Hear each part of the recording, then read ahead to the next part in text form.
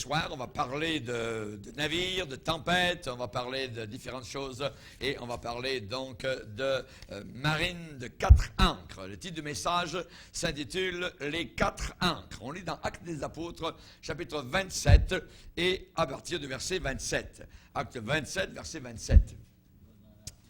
Alléluia. Nouveau Testament. Nouveau Testament. Alléluia. Gloire au Seigneur. Acte 27, verset 27, les 4 ancres. La 14e nuit, tandis que nous étions ballottés sur l'Adriatique, les matelots, vers le milieu de la nuit, soupçonnèrent qu'on approchait de quelque terre. Ayant jeté la sonde, ils trouvèrent 20 brasses. Un peu plus loin, ils la jetèrent de nouveau et trouvèrent 15 brasses. Dans la crainte de heurter contre des écueils, ils jetèrent 4 ancres de la poupe en attendant le jour avec impatience. Mais comme les matelots cherchaient à s'échapper du navire et mettaient la chaloupe à la mer, sous prétexte de jeter les ancres de la proue, Paul dit aux centeniers et aux soldats, si ces hommes ne restent pas dans le navire, à l'intérieur, sur le navire, vous ne pouvez être sauvés. Alors, les soldats coupèrent les cordes de la chaloupe et la laissèrent tomber. Amen. Seigneur, nous te bénissons et te remercions pour le puissant glaive du Saint-Esprit.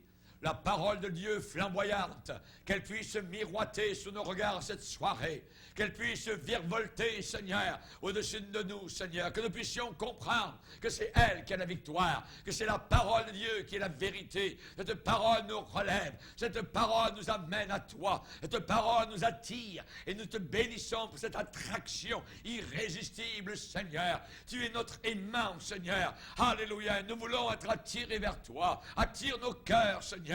Que nous puissions comprendre que c'est uniquement en toi que se trouve la paix, le bonheur. Merci mon Sauveur. Notre plaisir est en toi. Notre joie est en toi. Notre éternité est en toi. Veuille bénir tes enfants. Veuille bénir ceux et celles qui entendent la parole puissante de l'Évangile. Nous te demandons ces choses dans le nom merveilleux, le nom adoré et adorable de Jésus-Christ, notre seul Sauveur sur la planète Terre. Amen. Et tout le peuple dit Amen. Amen. Alléluia. Gloire à Dieu. Vous pouvez vous asseoir, frères et sœurs, chers amis.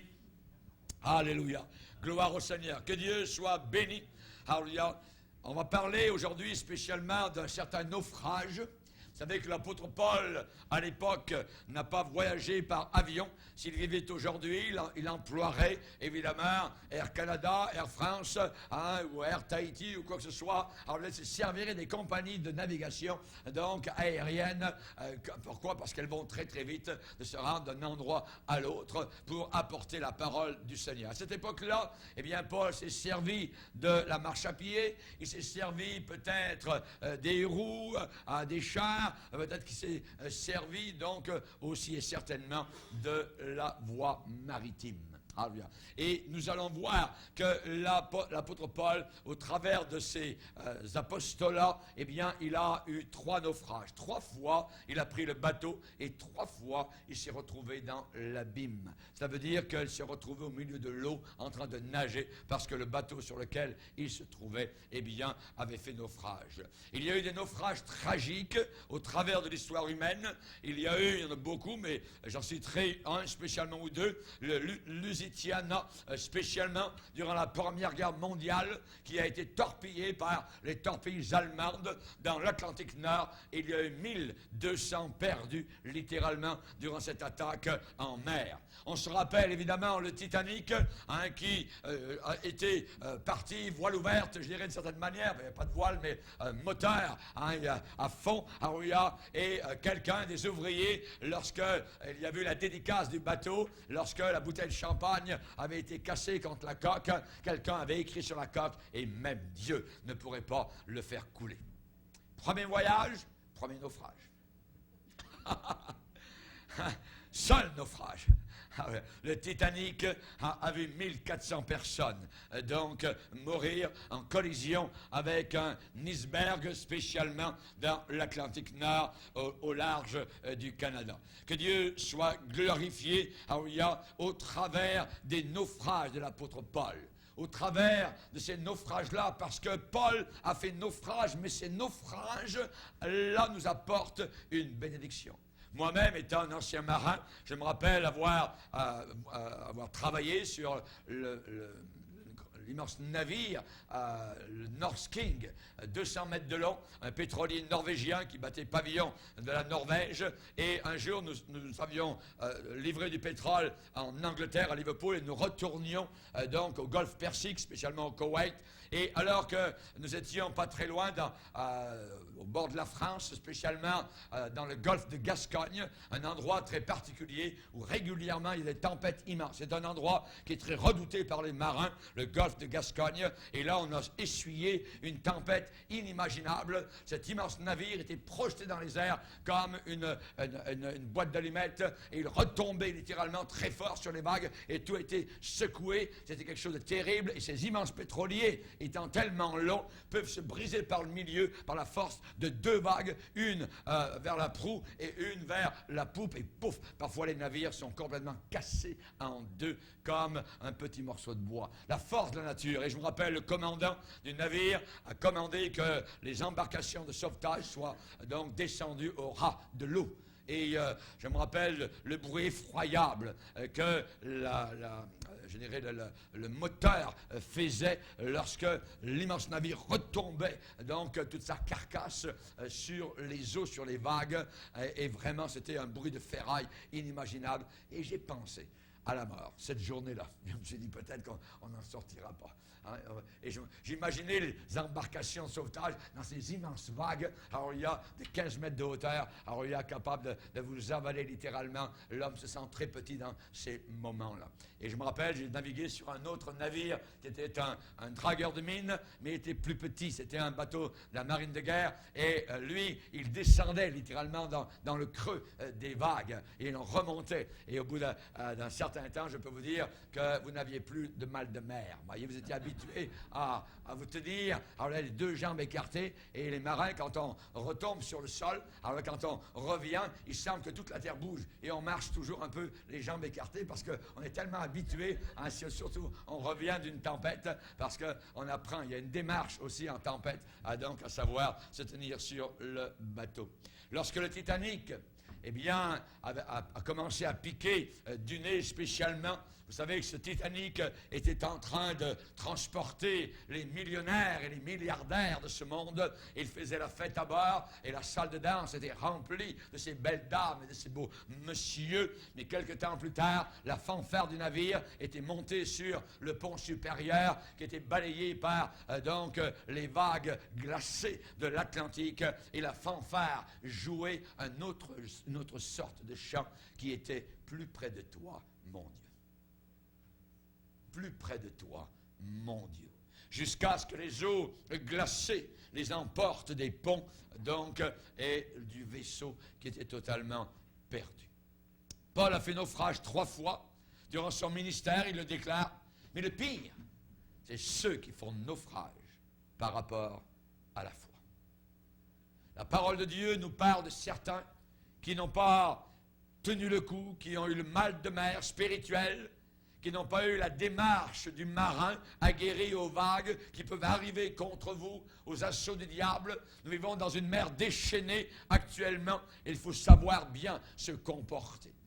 Souvent, je dirais que certains se rendent compte que le bateau va couler ou ils ont un mal de mer et tout ce qu'ils cherchent à s'échapper du navire. Certains font naufrage par rapport à la foi. On voit que l'apôtre Paul a parlé un jour à Timothée, il a dit, eh bien, Dieu te demande de combattre le bon combat en gardant la foi et une bonne conscience. Cette conscience, quelques-uns l'ont perdue et ils ont fait naufrage par rapport à la foi. Ils ont fait naufrage par rapport à la foi. Et Paul va citer spécialement 2 hommes. Un s'appelait Alexandre, l'autre s'appelait Hyménée. Et Paul va dire, je les ai livrés à Satan, afin qu'ils apprennent à ne pas blasphémer. À ne pas blasphémer. Cette conscience, quelques-uns l'ont perdue, ils ont fait naufrage par rapport à la foi. Oh, combien de capitaines, combien de marins sont partis en mer. Combien sont partis, voiles tout ouvertes, et ne sont jamais revenus. Ils ont fait naufrage, là-bas, au large. Ils n'ont pas gardé leurs yeux fixés sur le Seigneur. Et l'apôtre Paul parle dans cette tempête terrible qu'ils ont essuyée. Il parle de vents tellement violents. Il parle de mâts qui ont été cassés. Il parle de voiles qui ont été déchirées sur le bateau qui s'appelait l'Adramite. Et l'apôtre Paul, sur ce bateau, était un homme enchaîné, un prisonnier, enchaîné à bord. Il y avait avec lui 276 personnes sur ce bateau-là. Savez-vous que la vie est comme un voyage? La vie est comme un voyage. Là, c'est Job qui a déclaré en disant, eh bien, ce voyage est très court. Il est très bref. La vie est brève. Il a dit, Job, mes jours sont plus rapides qu'un courrier. Il fuit sans avoir vu le bonheur. Il passe comme des navires de jonc, comme l'aigle qui fond sur sa proie. C'est rapide. C'est rapide. Vous naissez, quelques instants au milieu de la vie, ensuite vous vous rendez compte que les cheveux sont blancs, vous avez des rides et que bientôt vous allez passer dans l'éternité. Étrangers. Étrangers et voyageurs sur la terre. Nous devons avoir une mentalité tout à fait particulière d'un voyageur. Et moi, qui ai voyagé beaucoup au travers de la terre avec mon épouse, je peux vous déclarer que vous la prenez, cette mentalité. Vous ne vous arrêtez pas. Vous savez que vous passez dans l'aéroport, vous passez dans telle ville, vous passez dans tel endroit, on vous conduit à tel... Mais c'est fini, vous ne vous arrêtez pas, vous continuez, vous allez plus loin, plus loin. Vous êtes voyageur, une mentalité de voyageur. Pourquoi? Parce que nous avons un passeport pour le ciel. Nous avons un passeport, et j'ai bien hâte que le douanier, là-haut, le Saint-Esprit, paf, passe, entre dans la joie de ton maître pour l'éternité. Amen. Alléluia. C'est le psalmiste au psaume 90 qui dit, Seigneur, apprends-nous à bien compter nos jours. Pourquoi? Afin que nous appliquions notre cœur à la sagesse et non pas à la folie. C'est tellement court, c'est tellement rapide, tellement rapide. Apprends-nous à bien compter, compter, compter nos jours, compter nos mois, compter nos semaines. Qu'est-ce que votre vie? Va dire Jacques, le pasteur de Jérusalem. Qu'est-ce que votre vie? Votre vie est comme une vapeur qui paraît pour un peu de temps et qui ensuite disparaît. Paraît, disparaît. On est là, on n'est plus là. Notre maison même ne nous reconnaîtra plus. Nous serons passés dans l'éternité. Et pour beaucoup de personnes, ce voyage, eh bien, commence avec un léger vent du sud. Comme dans la parole de Dieu. Lorsqu'ils sont partis au départ, l'apôtre Paul, le centenier à bord, avec les prisonniers, tout cela s'en allait vers Rome, spécialement, centre de l'Empire romain à l'époque. Et Paul était un prisonnier parce qu'il avait dit, moi, j'en appelle à César. Il voulait prêcher l'évangile à Rome. Il allait voyager gratuitement aux frais de la princesse, aux frais de l'empereur, pour aller jusqu'à Rome. Et pour beaucoup de personnes, la vie commence comme un voyage, le léger vent du sud souffle, et l'apôtre Paul les a avertis. Pourquoi? Parce qu'il y avait un pasteur à bord.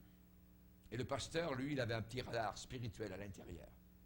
Et ce radar était très automatisé, parce que le Seigneur lui disait ce qui allait arriver dans le voyage. Et Paul a dit, c'est pas bien. Nous ne devrions pas partir. Je vois que les conditions vont se dégrader rapidement. Le Saint-Esprit l'avait averti.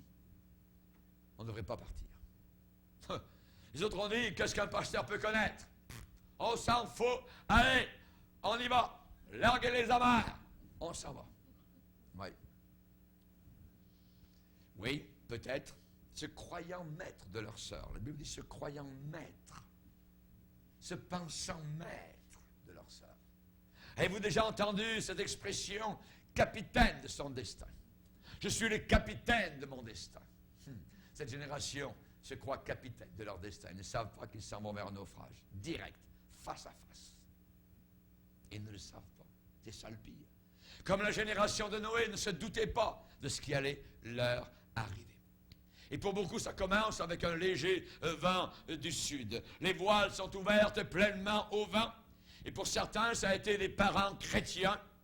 Ça a été un foyer chrétien. Ça a été certaines influences sacrées qui apportent à ces jeunes des bénédictions innombrables depuis le berceau jusqu'aux tendres années d'adolescence.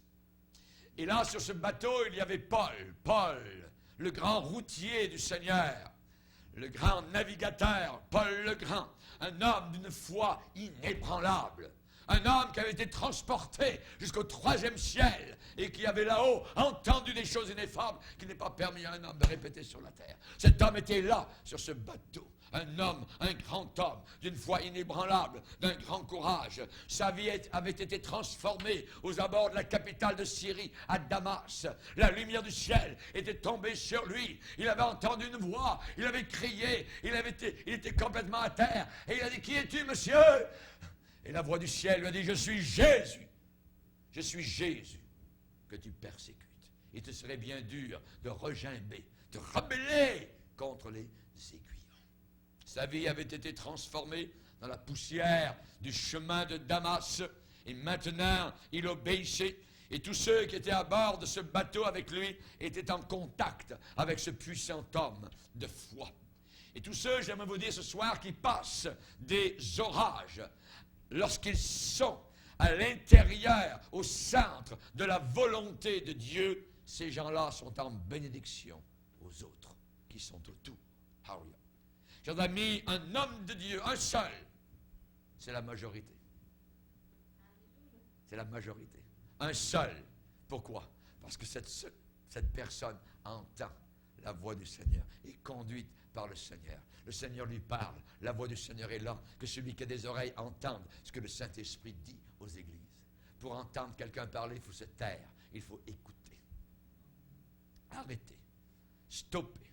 Et sachez que je suis Dieu, nous dit le psaume. Il faut entendre. Et Paul savait écouter. Il savait entendre la voix du Seigneur. Il avait été transformé. Et tous ceux qui étaient avec lui sur ce bateau, eh bien, étaient en contact avec lui. Ces gens-là sont exactement ce que Michée, chapitre 5, verset 1er déclare, sont des gens qui ne comptent pas sur les hommes, qui ne mettent pas leur confiance dans les hommes, sont des gens qui ne dépendent pas des enfants des hommes, mais qui dépendent, qui sont dépendants totalement de celui qui est leur maître, leur créateur, leur rédempteur, leur sauveur. Et Paul en était un de ces gens-là. La plupart d'entre nous, nous avons été privilégiés d'être compagnons de route avec des gens de foi. Une mère qui savait prier. Une mère qui savait prier. On a entendu parler de John Wesley, ce grand homme de Dieu. Il avait une maman magnifique, merveilleuse. La mère de John Wesley avait beaucoup d'enfants autour d'elle, une ribambelle dans la maison. Il y avait généralement une seule pièce à cette époque-là, dans les années 1800, 1700. Et cette mère n'avait aucun endroit pour aller prier. Et lorsque les enfants voyaient la maman mettre son tablier sur sa tête, tous savaient que maman priait. C'était son temps, c'était le seul endroit. Il n'y avait pas d'endroit pour aller se retirer. Elle mettait son tablier sur sa tête. Pas étonnant que John Wesley est devenu un grand homme de Dieu et qu'il a gagné des milliers de personnes au Seigneur Jésus-Christ à son époque. Une mère qui savait prier. Un père pieux, peut-être, qui savait se confier en Dieu. Un ami chrétien, peut-être, autour de nous, qui cherchait à nous influencer pour Jésus-Christ. Peut-être un pasteur qui avait une passion pour les âmes perdues et qui voulait les voir sauvées. L'apôtre Paul les a avertis, il leur a dit, je vois que la navigation se fera avec beaucoup de périls. Je vois. Est-ce que nous voyons, nous, aujourd'hui, ce qui se passe autour? Est-ce que nous voyons? Est-ce que nos yeux sont ouverts? Les choses n'iront pas très loin comme cela. Elles ne peuvent pas. Toutes les générations qui ont suivi exactement le même genre de moralité que nous vivons actuellement sont toutes tombées, ont toutes été détruites, envahies, ont toutes été jugées par le grand Dieu vivant. Toutes. Et nous aussi. Notre génération ne fera pas d'exception. Peut-être que Paul les a avertis, mais ces gens-là ont dit, eh bien, non. Il est dit que le centenier a écouté le pilote du navire et le patron du navire plutôt que les paroles de Paul. Combien de personnes, combien de jeunes, combien d'adolescents on dit, ah, pasteur, ça va aller. Ou on dit à maman, hey, toi, ça va aller. On est une nouvelle génération, nous. Hein, et on veut faire ceci, on veut faire cela. On veut goûter à la drogue, on veut goûter à l'alcool, on veut goûter à ceci et à ces choses. Ça fait pitié. Ça fait pitié. Le centenier écouta le pilote et le patron du navire plutôt que les paroles de Paul. Il les a avertis. Vous savez que Dieu nous avertit aussi. Il est bon. Et Dieu nous avertit. Dans le livre de Job, il est dit que Dieu nous avertit pour notre instruction.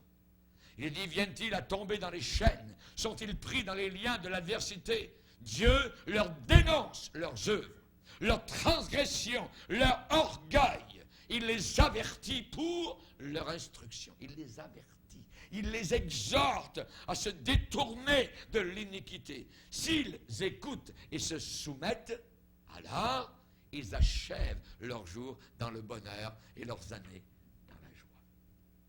S'ils écoutent. S'ils n'écoutent pas, ils périssent par le glaive. Ils périssent par le glaive.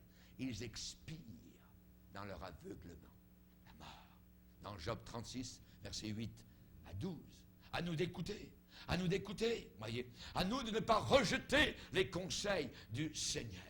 La voix du Saint-Esprit est toujours une voix conseillère, une voix amicale. Il nous incite, il nous propose.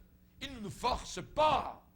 Jésus a dit lui-même, je me tiens à la porte et je frappe. Il n'a pas dit, je défonce les portes, j'écrase les charnières. Non. Jésus dit, si quelqu'un entend ma voix et ouvre, j'entrerai. J'entrerai. Il va là où il est accueilli. Alléluia. Vous savez qu'à l'église de Laodicée, une église complètement aveugle, une église de la fin des temps, eh bien le Seigneur va leur dire, je te conseille. Je te conseille, c'est un conseil. Jésus sera appelé le conseiller. Je te conseille d'acheter de moi de l'or éprouvé par le feu, afin que tu vois et que tu ne deviennes plus aveugle. Et puis, qu'est-il arrivé? Eh bien, c'est que, n'ayant pas écouté le conseil de l'apôtre Paul, il est arrivé ce qui devait arriver. La Bible dit dans Acte 27, verset 14, bientôt un vent impétueux qu'on appelle Eurachylon se déchaîna, littéralement, venant de l'île qui était juste à côté, l'île de Crète. Et ensuite, nous lisons dans la parole de Dieu ce qui est arrivé. Avec une décision folle, est arrivé des conséquences inimaginables. Il est dit, impossible de lutter contre le vent. On nous parle ensuite de dérive. On nous parle de voile abaissé. On nous parle d'être violemment battu par la tempête. On nous parle de cargaison à la mer. Le blé qui devait emmener jusqu'à Rome à la mer. Voyez. Ensuite, les agrès du navire. Ça veut dire tout ce qui sert à sein de navire, tout ce qui est les chaînes, et ainsi de suite, tout ça à la mer. Imaginez. Mais pire, pas de soleil, pas d'étoiles pendant plusieurs jours. Qu'est-ce que ça veut dire? À cette époque-là, comment était-il guidé?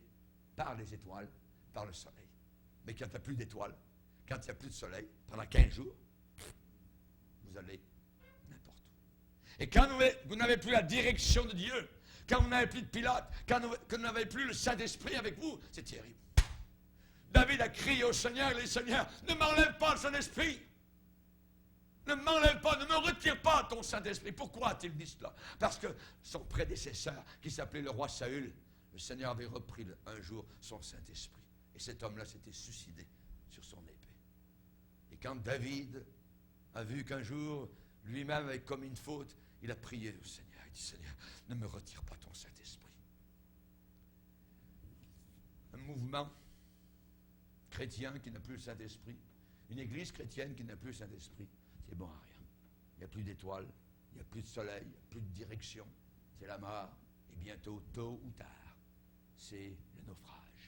C'est les écueils. On s'en va n'importe où. N'importe où. N'importe quoi passe.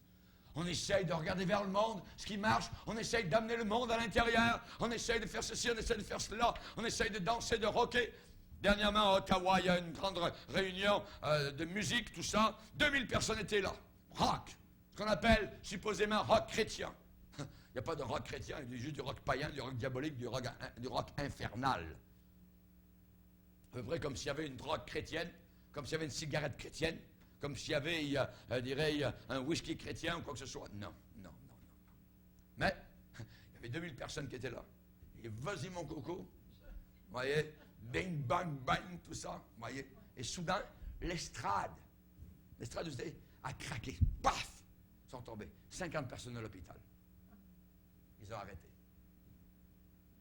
Moi, je pense que Dieu a mis la main.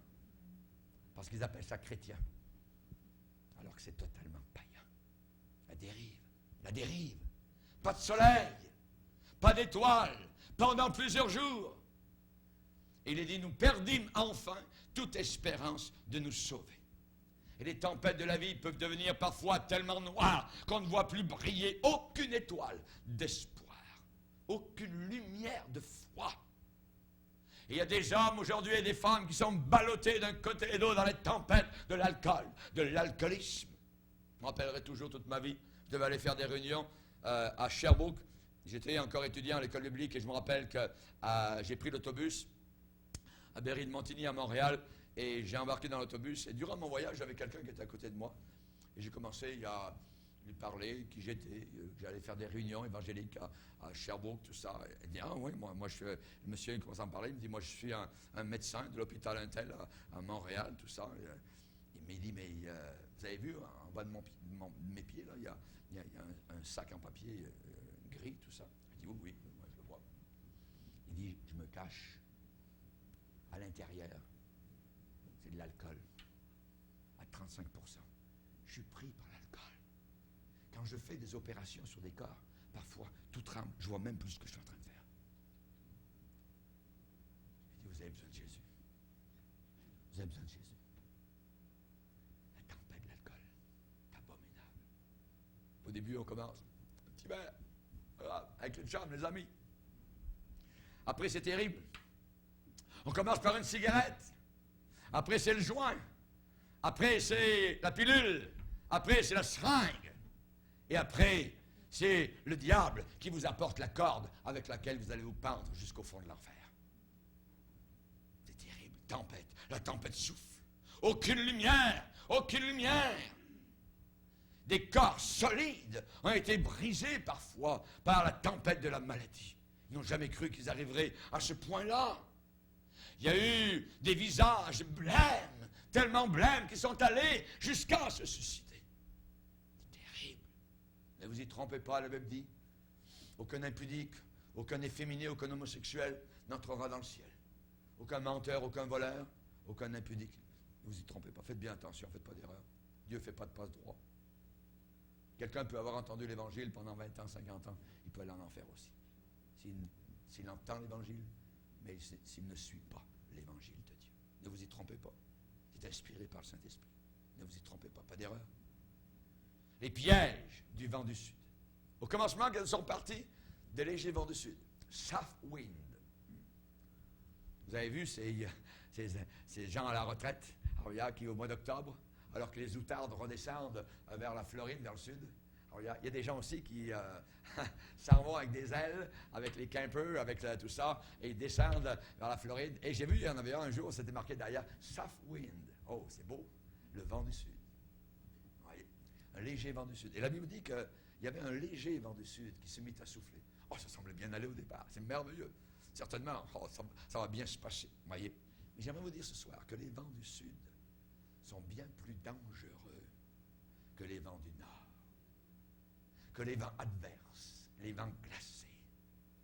Savez-vous que c'est dangereux sur une piste d'aviation, dans n'importe quel aéroport au monde, de s'envoler avec le vent par derrière? Jamais. C'est la raison pour laquelle il y a plusieurs pistes. Une piste dans ce sens-là, une piste dans ce sens-là, une piste dans ce sens-là. Pourquoi? Parce qu'on regarde le vent. Et l'avion décolle toujours face au vent. Mais c'est dangereux quand vous avez le vent dans la queue. Très dangereux. Et le vent du sud est plus dangereux que le vent du nord, les vents adverses. Il est dit dans la Bible, un léger vent du sud va souffler. Fausse sécurité. Fausse sécurité. L'aise, la prospérité. Voyez. Qui servirait-il à un homme de gagner le monde en entier s'il perd son âme? Et que donnerait un homme en échange de son âme? Vous mettriez dans une balance votre âme et vous mettriez de l'autre côté toutes les richesses, les mines d'or du Canada, de la Russie, du Congo ou quoi que ce soit, et toutes les richesses de ces pays, les richesses souterraines, eh bien, seraient plus légères que votre âme. Votre âme est plus lourde que toutes les richesses de ce monde. Jésus dit, que servirait-il à un homme de gagner le monde entier s'il perdait son âme? Les choses ne sont pas aussi belles qu'elles apparaissent en surface. La Bible dit, telle voie paraît droite à un homme, mais son issue, c'est la mort. C'est la perdition.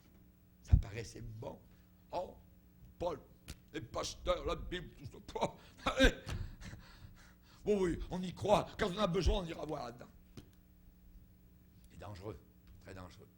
Et finalement, au travers de leur tempête qui est arrivée, plus aucun espoir, plus rien, plus de soleil, plus d'étoiles. On va mourir, on sort vers la mort. En roi. Et là, ils ont lancé 4 ancres. 4 ancres. Il est dit, ils jetèrent 4 ancres de la poupe, de l'arrière. Et ils attendirent le jour avec impatience. 4 ancres de l'âme qui peuvent retenir nos vies loin des récifs et des rochers de destruction. 4 ancres. Je me rappellerai toujours un matin, moi j'étais toujours de garde à 4 heures le matin. Et un matin, j'ai dû réveiller tout le navire. Nous avions, dans les îles du Pacifique, lancé l'ancre, jeté l'ancre en face d'une petite île, je ne sais plus laquelle exactement. On en a fait tellement. Et j'étais de garde ce matin-là. Et soudain, pendant que j'étais de garde, un vent terrible a commencé à souffler venant de l'île. Et pendant un temps, le bateau a commencé à tourner autour de l'ancre. Mais je voyais qu'à un moment donné, l'ancre commençait ce qu'on appelle nous à chirer, c'est-à-dire à s'en aller, à ne plus tenir. Qu'est-ce qu'on fait à ce moment-là? Vous êtes sentinelle. Vous réveillez le navire. Tout le monde dort. Il faut réveiller le navire. Hey, hey, hey! Coin, coin, coin, coin. Voyez, sonnerie, vous descendez en haut, les bannettes, ouais, tous les marins. Vous réveillez tout le monde, les capitaines, les officiers, tout ça. Vous êtes des gardes. Vous avez la responsabilité. Qu'est-ce qu'ils ont fait? On a remonté l'ancre, on a mis les moteurs en marche, et ensuite on est allé au large. Là, on est en sécurité, mais pas proche des rochers. C'est très dangereux, surtout quand l'ancre est en train de s'en aller, que l'ancre ne tient plus. C'est très dangereux. Nous avons 4 ancres qui vont nous tenir solidement ancrés. Ils jetèrent 4 ancres de la poupe. La Bible déclare que l'espérance chrétienne que nous avons dans notre cœur, cette espérance, nous la possédons comme une ancre de l'âme, sûre et solide. Sûre, une ancre sûre. On peut s'y fier. Et elle est solide. Alléluia. Que Dieu soit béni. Qui nous séparera de l'amour de Dieu? Ni les difficultés, ni l'épreuve, ni le manque de vêtements, ni le manque de nourriture, alléluia, ni l'épée, alléluia, ni le pistolet sur la tempe. Rien ne pourra nous séparer de l'amour de Dieu manifesté en Jésus-Christ. L'ancre est sûre, l'ancre est solide dans les tempêtes. Alléluia. Premièrement, l'ancre du salut. L'ancre du salut. Vous devez vérifier votre salut. Ça tient bon? Vous êtes encore sauvé? Alléluia. Jésus vous aime encore? Alléluia. L'ancre du salut. Alléluia. C'est merveilleux de savoir que nos péchés sont pardonnés. Nos péchés sont pardonnés. Alléluia. La joie du salut. David a dit, Seigneur, redonne-moi la joie de mon salut. Si vous êtes sauvé, vous n'êtes pas joyeux, un problème. Un chrétien triste est un triste chrétien. La joie du salut. On sait que l'ange est venu vers Marie, il lui dit, tu lui donneras le nom de Jésus. C'est lui qui sauvera son peuple de ses péchés. Merci Seigneur, tu m'as sauvé. Alléluia, gloire au Seigneur, que Dieu soit béni.